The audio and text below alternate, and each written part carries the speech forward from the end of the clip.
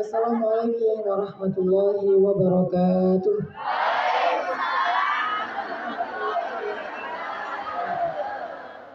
Alhamdulillahirabbil alamin. Alhamdulillahilladzi bi ni'matihi tatimmus shalihat wa bi fadlihi tatanazzalul khairat wal barakat wa bi taufiqihi tatahaqqaqul maqasid wal ghayat.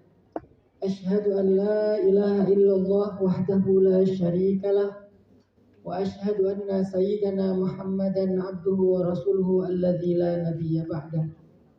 Allahumma salli ala sayyidina Muhammadin wa ala alihi wa sahbihi wa sallim.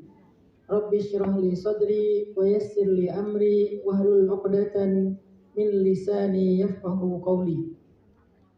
Allahumma inna nas'aluka ilman nafi'a wa qalban khashi'a wa lisanan dzakiran sadiqa wa amalan salihan maqbula. Rabbana hab lana hukman wa alhiqna bis salihin, amin ya rabbal alamin. Yang sama-sama kita muliakan dan kita selalu rindukan Bunda Nuris. Belum apa-apa saya udah ditodong sama Bunda Nuris nih. Saya tadi bilang ke Bunda Nuris kayaknya harus segera pulang ke Indonesia jadi ustazah, menggantikan Mama Dede. Saya yakin kalau Bunda Nuris pulang ke Indonesia, Bunda Nuris jadi selebgram. Selebgram memasak ya Bunda Nuris ya. Karena masakannya enak. Salah satu yang saya rindukan dari Hong Kong itu adalah masakannya Bunda Nuris. Wah. Dulu saya tiap tahun 2 kali ke Hong Kong. Jadi kalau saya pengen nyari bawang merah, saya ke Hong Kong. Jauh amat. Tapi berhubung Bunda Nuris lupa sama saya, ya udahlah 5 tahun saya nggak ke Hong Kong. Hampir saya bilang saya nggak akan ke Hong Kong lagi, tapi alhamdulillah Bunda Nuris ingat lagi sama saya. Dan setiap ngelihat wajah-wajah anak-anak muda, cewek-cewek Hong Kong yang soleha, Amin. yang sebagian besarnya adalah jomblo fisabilillah, saya selalu senyum-senyum sendiri. Karena diam-diam saya mengagumi kalian. Diam-diam saya sebetulnya belajar dari kalian. Karena kalian semuanya orang-orang hebat. Amin. Karena gak mudah loh untuk pergi meninggalkan keluarga sebagai perempuan ya. Kalau sebagai laki-laki itu mungkin hal yang biasa. Sebagai perempuan pergi meninggalkan kampung halaman, meninggalkan keluarga, jauh dari orang yang tercinta, mungkin sebagian LDR-an. Betul. Yang gara-gara LDR-an akhirnya ditinggalkan. Ya, betul. Yang kemudian pas pulang-pulang ternyata udah ada janur kuning. Itu tuh semuanya nggak mudah. Jadi apapun yang kalian korbankan untuk bisa mencari rezeki yang halal di sini itu adalah jihadnya kalian. Maka jangan pernah mengotori jihad itu dengan sesuatu yang Allah nggak ridho. Karena pengorbanan untuk sampai ke sini itu tuh nggak mudah. Saya yakin banget. Jangankan kalian yang tinggal di Hong Kong dengan segala amanah yang berat, orang yang keluar negeri untuk kuliah aja itu pengorbanannya luar biasa. Iya, betul. Padahal dia udah dapat beasiswa, dapat asrama, tugasnya cuma belajar, itu aja berat. Apalagi kita yang bukan hanya ke luar negeri, tetapi juga mendapatkan amanah dari keluarga kita untuk menafkahi. Mungkin sebagian ada yang masih menafkahi orang tuanya dan adik-adiknya. Sebagian yang lain menafkahi anaknya, bahkan sebagai single mom, single parent. Ketika dia tidak bisa mengandalkan suaminya atau mantannya. Ya, mungkin sebagian di sini punya mantan sederet kali ya. Ada. Lebih dari selusin. Banyak Ustaz, banyak. Artinya apa yang sudah kalian korbankan untuk sampai ke sini, lalu bertahan di sini sampai jadi orang Hong Kong kayak Bunda Nuris. Saya juga nggak ngerti Bunda Nuris kenapa nggak pengen pulang ke Indonesia. Saking Bunda Nuris cinta dengan Hong Kong ya, Masya Allah. Itu tuh nggak mudah. Dari anak beliau SD sampai anak beliau udah punya anak. Dari anaknya kecil sampai udah punya anak, udah punya cucu. Dan mungkin sebagian kalian juga sama-sama senior dengan Bunda Nuris. Ada yang baru setahun, 2 tahun, dan itu adalah tahun-tahun yang paling berat. Ya betul. Maka jangan pernah mengotori jihad ini dengan sesuatu yang Allah nggak ridho. Sayang, pengorbanan yang sudah sekian besar dicatat oleh Allah sebagai sebuah jihad fisabilillah. Kemudian itu bisa menjadi adalah jalan kalian masuk ke surga, tiba-tiba terhalang hanya gara-gara tergoda sama mas-mas Hongkong. Garangan. Garangan. Garangan. Garangan. Garangan. Garangan. Garangan Ustadz, garangan. Jarangan. Garangan. Oh, garangan. Iya. Ya. Oh, garangan. Gara-gara tergoda sama Andy Lau, Wow. tergoda sama Jackie Chan. Wow. Enggak ya? Enggak. Ya? Udah tua. Saya udah nggak ngikutin siapa yang muda-muda. Jadi jangan kotori atau jangan batalkan, jangan rusak semua pengorbanan dan ibadah jihad mencari rezeki yang halal kalian dengan sesuatu yang Allah enggak suka. Bersabarlah. Pengorbanan kalian hari ini adalah sebuah investasi di masa yang akan datang.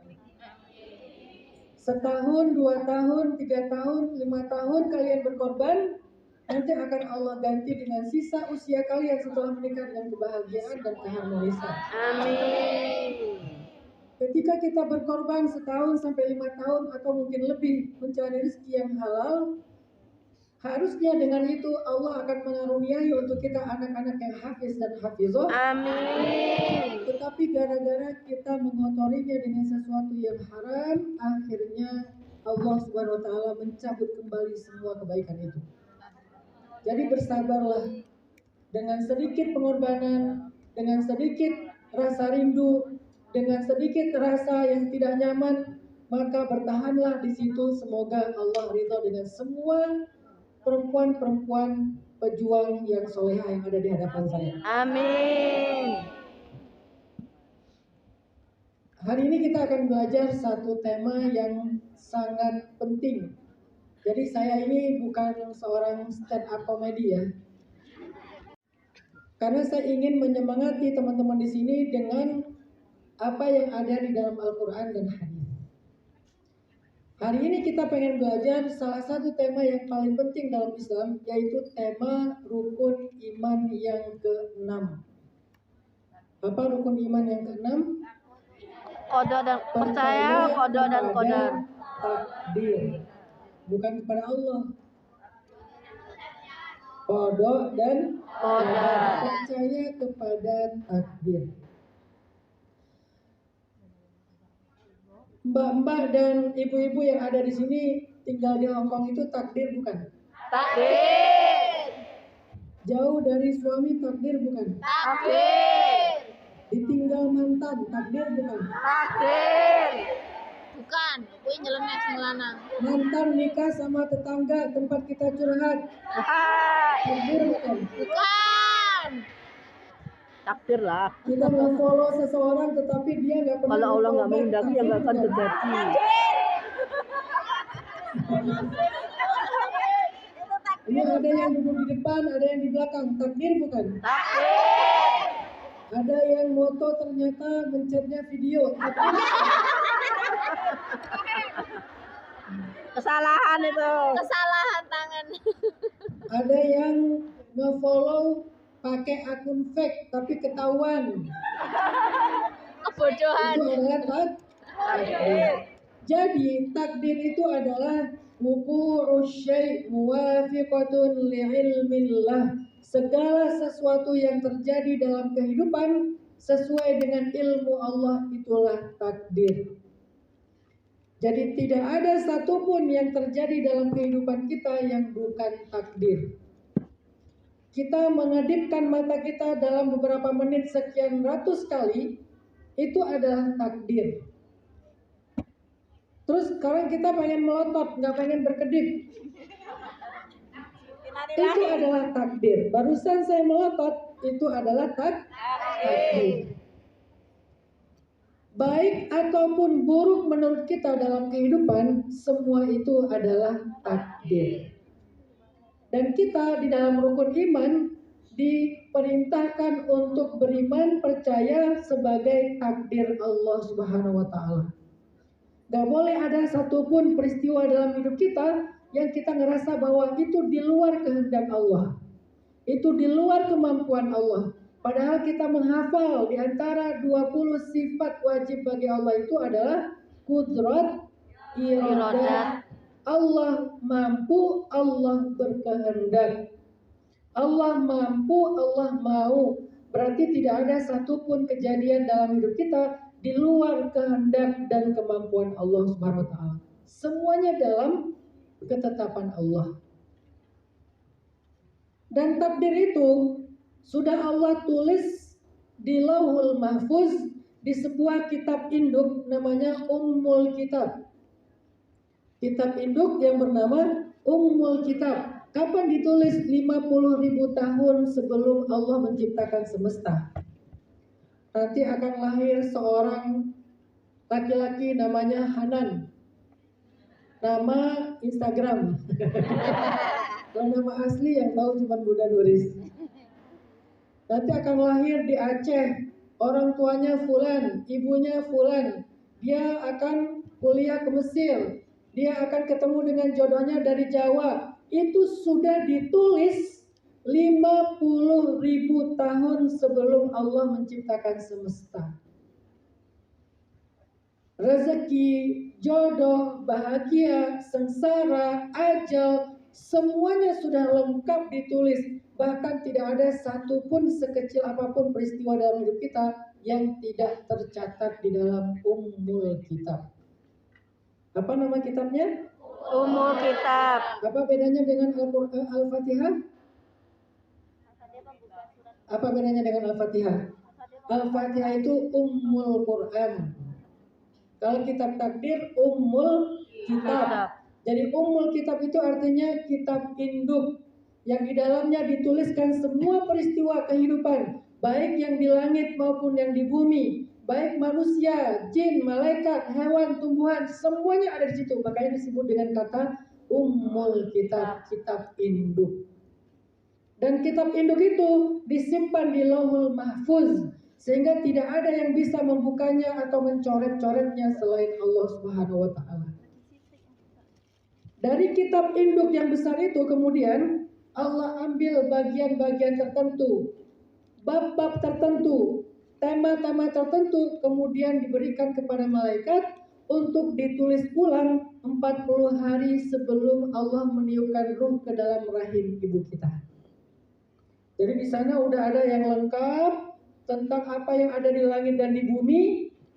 Kemudian 40 hari sebelum ibu kita, sebelum Allah meniupkan ruh ke dalam rahim ibu kita, Allah menyuruh para malaikat untuk menulis ulang. Apa yang ditulis? Khusus tentang bayi yang sedang dikandung oleh seorang perempuan. Jadi ada 2 kali dicatat. Pertama 50.000 tahun sebelum diciptakannya alam semesta, dan yang kedua dicatat 40 hari sebelum ruh ditiupkan ke dalam rahim. Itulah kenapa ada tradisi 40 hari, 4 bulan, dan seterusnya. Kenapa ada selamatan? Karena di dalam itu kita sedang meminta kepada Allah, berdoa kepada Allah agar diberikan takdir-takdir yang baik. Jadi itu adalah arti dari takdir yang kita wajib beriman. Apa hasilnya ketika kita beriman bahwa semua yang terjadi ini adalah takdir Allah? Kita berangkat ke Hong Kong, bukan ke Amerika, itu takdir Allah. Kita berangkat ke Hong Kong, bukan ke Taiwan, itu takdir Allah. Kita berangkat ke Hong Kong, bukan ke Jepang, bukan ke Korea ketemu opa-opa, itu adalah takdir Allah. Allah. Tadinya cita-citanya lulus SMA pengen ke Seoul. Nah itu juga takdir Allah. Tiba-tiba ada air jatuh. Itu 50.000 tahun yang lalu dicatat air jatuh pas Ustaz Amin lagi ceramah. Barusan kalian ketawa, itu adalah takdir. Saya enggak Ustaz, berarti itu juga takdir. Jadi kita nggak bisa hindari teman-teman. Apapun yang terjadi, ada yang mau ketawa, itu takdir. Yang nggak mau ketawa agar bisa melawan takdir, itulah takdir dia. Takdir dia ketika yang lain ketawa, dia tidak bisa cemberut. Itulah takdirnya. Ketika yang lain menjawab salam, dia diam. Itulah takdirnya. Ketika yang lain sakit, dia sehat. Itulah takdirnya. Ketika kena COVID, dia terjebak di Hong Kong, nggak bisa pulang ke Indonesia. Itulah takdirnya.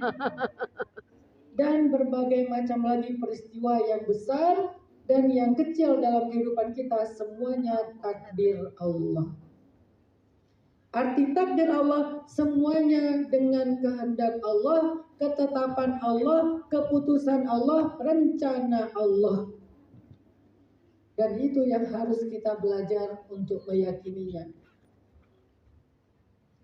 Tapi ada yang unik tentang beriman kepada takdir ini, teman-teman. Dalam hadis riwayat Tabrani, Nabi SAW pernah bilang kayak gini. Al-imanu bil qada'i wal qadar yuzilul hamma wal hazan. Beriman kepada takdir itu dapat menghilangkan rasa sedih dan rasa cemas. Rasa sedih dan rasa cemas. Cemas itu bentuk yang lainnya takut, khawatir, galau, was-was, bingung. Itu semuanya disebut dengan istilah hazan. Makanya ketika ada kata-kata la tahzan, apa artinya? Bukan, itu terjemah yang keliru. Jangan was-was, jangan khawatir, jangan takut, jangan cemas. Itu kata-kata siapa? Itu kata-kata Nabi Muhammad kepada Abu Bakar. Ketika Abu Bakar dalam keadaan takut, cemas terhadap keselamatan Nabi, makanya Nabi bilang, ya Abu Bakrin, wahai Abu Bakar, la tahzan, nggak usah khawatir, nggak usah takut, nggak usah cemas. Innallaha ma'ana, Allah bersama kita. Jadi kata hazan di dalam hadis Tabrani tadi artinya cemas tentang masa depan. Aduh, saya tinggal di sini, kira-kira nanti bisa dapat jodoh nggak ya? Kan saya nggak pengen juga nikah sama orang sini. Pengennya nikah sama anak pondok yang hafiz Al-Quran 30 juz. Amin. Kalau 30 juz minimal juz 30. Karena capek saya sholat tahajud setiap malam, ayatnya itu lagi. Surat An-Nas. Al-Ikhlas.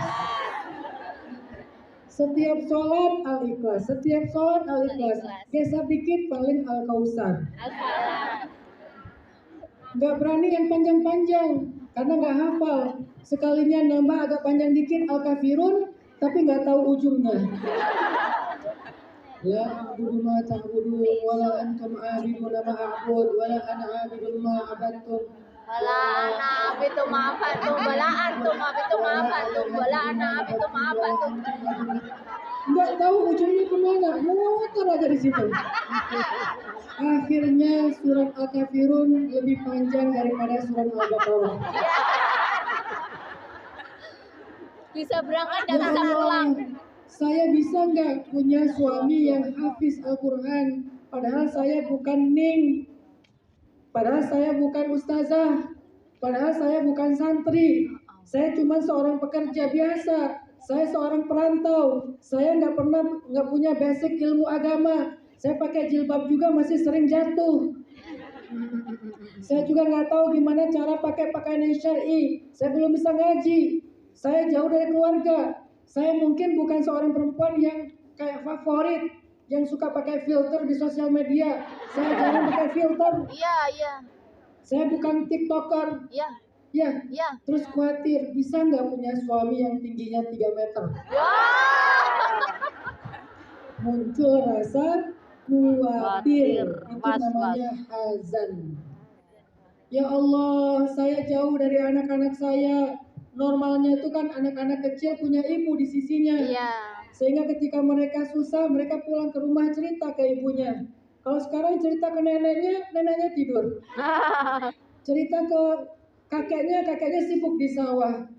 Bagaimana anak-anak saya ya Allah? Siapa yang mendidik mereka ya Allah? Gimana kalau mereka dibully di sekolah?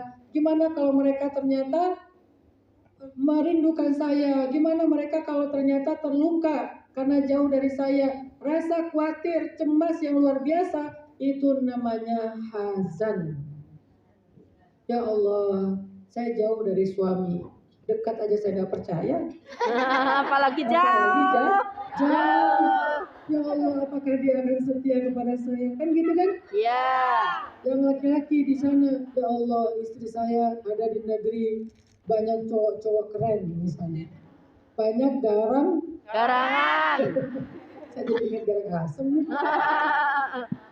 Juga sama-sama merantau, jadi mereka nasibnya sama. Mungkin di sana mereka nggak punya ustazah, nggak punya seorang yang membimbing. Apakah istri saya di sana baik-baik saja? Bagaimana ketika dia tinggal di sebuah rumah yang tuannya itu bukan orang yang baik? Atau kita sendiri khawatir, apakah saya akan ketemu dengan seorang yang memiliki, yang memberi saya pekerjaan orangnya baik atau enggak? Bagaimana kalau saya dilarang sholat? Bagaimana kalau saya dikasih makanan yang haram? Bagaimana kalau ini? Bagaimana kalau itu? Muncul hazan, rasa khawatir, cemas, bingung, takut. Apa obatnya? Obatnya kata Nabi, al-imanu bil qada'i wal qadar. Obatnya belajarlah iman kepada takdir. Itu obatnya. Tapi saya beriman kepada takdir Ustaz, tapi masih tetap ada rasa galau. Belum. Karena beriman kepada takdir bukan sekedar ucapan. Maka kita perlu belajar hari ini seperti apa beriman kepada takdir yang bisa menjadi obat terhadap rasa hazan, rasa takut, cemas, dan was-was. Pasti, saya yakin, pasti. Saya aja yang sekarang ninggalin anak saya 3 hari aja nih. Ada rasa khawatir gimana kalau misalnya dia merasa kok kenapa ya Baba sibuk banget. Saya udah keluar dari hari Jumat kemarin. Sebetulnya jadwal saya cukup padat di tahun ini sampai Ramadan tahun depan, tapi karena yang memintanya Bunda Nuris dan teman-teman Hongkong, akhirnya saya sempetin. Alhamdulillah. Saya bilang ke Bunda Nuris, Bunda coba cari tanggal merah Hongkong. Karena kalau Sabtu Minggu udah nggak mungkin digeser, saya nggak boleh membatalkan janji yang sudah saya sepakati lebih dulu. Akhirnya ditemukanlah satu tanggal merah, yaitu hari Senin. hari Halloween. Oh iya, hari Halloween. Halloween undang saya. Ya, ini Halloween semua ini. Hari hantu. Bener nih. Iya. Jangan pas hari Halloween. Untuk ngusir hantu. Oh, untuk ngusir hantu. Jadi saya jimat tuh. Iya.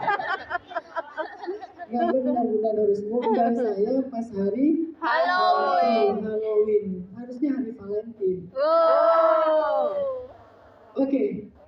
Apa tadi? Sampai lupa saya. Sebelum Halloween apa? Saya aja ninggalin anak. Kayak misalnya saya keluar kota seminggu, terus di Bandung paling 2 hari, terus pergi lagi, di Bandung 1 hari, terus pergi lagi. Itu ada rasa khawatir, apakah nanti saya akan ditagih, dituntut oleh anak saya. Dulu ketika aku kecil, Baba jarang ada bersama aku, sehingga mereka ngerasa nggak punya kenangan dengan saya. Rasa khawatir itu muncul. Makanya hari ini saya bawa Maryam, saya minta libur sekolah dulu beberapa hari karena ikut saya, supaya minimal saya bisa menyelamatkan 1 orang di antara anak-anak saya. Ikut dengan saya, terus akhirnya punya quality time dengan ayahnya. Maryam kesini tuh tahun berapa ya Bunda ya? Bukan 19 kayaknya, udah lama banget. 18. Waktu itu Maryam masih SD. Sekarang Maryam udah kelas 1 SMA. Wow. Maryam dengan Aisyah, anak pertama dan kedua saya, mereka mungkin pernah merasakan masa ketika mereka kecil, saya lebih sibuk dari sekarang. Sibuknya itu sibuk banget. Sehingga suatu saat mereka bilang, mereka itu kayak merindukan sosok baba, sosok ayah yang bisa nganterin mereka sekolah, yang bisa nemenin mereka sarapan. Karena itu jarang terjadi. Sehingga muncul rasa takut dan khawatir saya, apakah saya zalim sama mereka ketika saya menunaikan hak umat, tapi saya malah zalim kepada keluarga. Ketika saya menerima undangan banyak orang tetapi menolak permintaan anak sendiri. Akhirnya rasa khawatir itu luar biasa dalam hati saya, sehingga saya berpikir gimana cara saya membayar hutang kepada anak-anak saya. Saya aja punya rasa khawatir dan takut, padahal ninggalin mereka hanya beberapa hari. Apalagi teman-teman yang meninggalkan keluarga bertahun-tahun, pasti rasa itu luar biasa, saya tahu. Dan itulah pengorbanan kalian, dan itulah jihadnya kalian. Kesabaran kalian itu luar biasa, makanya tadi saya bilang saya kagum sama kalian.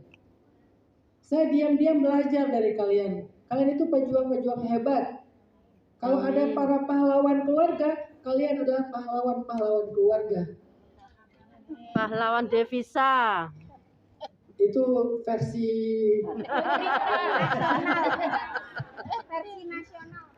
nasional. Kalau versi anak-anak, kalian adalah pahlawannya mereka. Amin. Kalau versi keluarga dan buat kita, mereka yang paling berharga ya.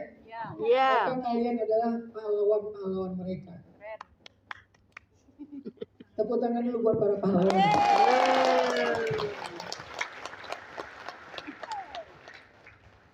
Makanya yang namanya pahlawan itu baru disebut pahlawan karena banyak berkorban. Dan pengorbanan itu ada konsekuensinya. Rasa kangen, rasa khawatir, rasa takut, rasa bingung. Apa obatnya? Bagaimana cara kita bisa tenang, mengambil amanah, menjalankan amanah di sini, jauh dari keluarga, sementara kita takut dengan keadaan diri kita, apalagi keadaan keluarga kita yang jauh. Maka obatnya adalah belajar al-imanu bil qadar, iman kepada takdir. Atau selain hazan, ada namanya hammun. Hammun itu rasa sedih, rasa terluka, rasa marah, rasa kecewa. Pernah nggak ngerasain kayak gitu? Pernah. Sering. Kadang kita marah dengan keadaan. Saya nggak mau kayak gini. Ini bukan pilihan saya ada di sini. Saya pengennya ada di sisi anak saya, ada di sisi orang tua saya, melanjutkan pendidikan saya. Saya nggak mau kayak gini. Walaupun ini bukan sesuatu yang buruk, ini mulia. Hanya keinginan kita bukan itu. Ya, kita pengennya begini, tapi kejadiannya begitu, sehingga kita kecewa. Saya ada di sini gara-gara suami saya nggak bertanggung jawab misalnya. Saya ada di sini karena orang tua saya tidak mampu menafkahi keluarga. Saya ada di sini karena saya tidak bisa melanjutkan pendidikan. Saya ada di sini karena saya ingin menafkahi keluarga saya dengan nafkah yang halal. Saya ada di sini karena sebuah keadaan. Akhirnya muncul marah dan kecewa kepada sesuatu. Apa obat dari kecewa itu? Al-imanu bil qadar, beriman kepada takdir. Karena kalau kita nggak belajar beriman kepada takdir, kita akan larut dalam kekecewaan dan ketakutan silih berganti. Hari ini kecewa, besok takut, hari ini marah, besok khawatir, hari ini terluka, besoknya bingung, galau, was-was. Kita hanya akan larut di dalam dua penyakit hati yang bernama al-hamma wal hazan, rasa sedih dan rasa khawatir. Sehingga Nabi bilang obatnya adalah beriman kepada takdir. Pertanyaannya sekarang, bagaimana cara kita beriman kepada takdir yang bisa menjadi obat terhadap dua penyakit hati tadi? Penyakit sedih dengan segala variannya dan penyakit khawatir dengan segala variannya. Sekarang ada yang namanya anxiety disorder dalam mental problem issue. Di Indonesia sekarang anak-anak muda sedang mengalami penyakit mental. Dan kita perlu sering-sering memantau anak-anak kita, karena bisa jadi triggernya karena dibully di sekolah. Sering kan lewat di FYP kita, anak sekolah dibully sama temennya, ada yang dipukuli, ditendang segala macam. Mengkhawatirkan sekali keadaan bangsa kita hari ini. Di pesantren ada yang meninggal karena dianiaya sama kakak kelas, dan seterusnya. Kita dengan niat tulus baik mondokin anak, kita cari biayanya sampai ke luar negeri, kita nafkahi mereka, tapi di pondok malah baru kemarin saya dapat sebuah kasus di Bogor, 24 santri disodomi oleh guru ngajinya sendiri. Gila. 24 santri. Jadi kalau hari ini kita memperingati hari santri, selain kita mengambil semangat kesantrian, kita juga perlu muhasabah tentang keadaan dan realitas santri kita. Saya tidak ingin menyudutkan dan menyalahkan siapapun, tapi keadaan kita nggak baik-baik saja. Keadaan anak-anak kita nggak baik-baik saja. Keadaan keluarga kita nggak baik-baik saja. Karena mereka tinggal di sebuah masyarakat yang nggak baik-baik aja. Lalu bagaimana cara kita tenang jauh dari mereka? Itulah yang disebut dengan al-hamma wal hazan. Rasa marah, kecewa, terluka, dan rasa takut, khawatir, dan was-was. Ternyata obatnya iman kepada takdir. Gimana cara kita beriman kepada takdir yang bisa menjadi obat? 1. Belajarlah meyakini semua yang terjadi dan yang akan terjadi itu adalah kehendak Allah. Yang tadi di awal saya katakan. Dan ini nggak boleh dipotong-potong ya. Nggak boleh cuma satu. Kalau cuma satu, nanti kita belum tuntas belajar takdirnya. Ada beberapa poin. Belajar beriman kepada takdir yang pertama adalah belajar meyakini tidak ada satupun yang terjadi dalam hidup kita kecuali itu adalah ketetapan Allah. Syarrihi wa khairihi, kata Nabi, yang buruk ataupun yang baik. Yang buruk ataupun yang baik. Buruk di sini artinya buruk menurut kita, bukan sejatinya buruk. Yang kita nggak suka ataupun yang kita suka, yang kita nggak harapkan ataupun yang kita harapkan, yang kita mimpikan ataupun yang tidak kita inginkan. Semua yang terjadi itu adalah ketetapan Allah dan kita percaya bahwa itu ketetapan Allah. Ya Allah, saya mengalami ini adalah ketetapan-Mu, maka diucapkanlah dengan kata-kata qadarullah. Gak boleh kita berandai-andai, coba ya kalau kemarin begini, coba ya kalau kemarin begitu. Kalau kita berandai-andai dengan kata lau itu bahasa Arab yang jadi bahasa Indonesia, kalau kalimat lau itu membawa kita kepada penyesalan yang berlarut-larut. Dalam bahasa psikologis disebut dengan long grieving process, kesedihan yang berlarut-larut. Kayak menyesali gitu. Coba kalau, seolah-olah pengen mengembalikan lagi waktu di masa yang sebelumnya. Coba seandainya, itu namanya berandai-andai. Ini Bunda. Oh, surat cinta ya. Mic-nya kurang keras. Tidak. Sampai nih kene ora belakang, Bro.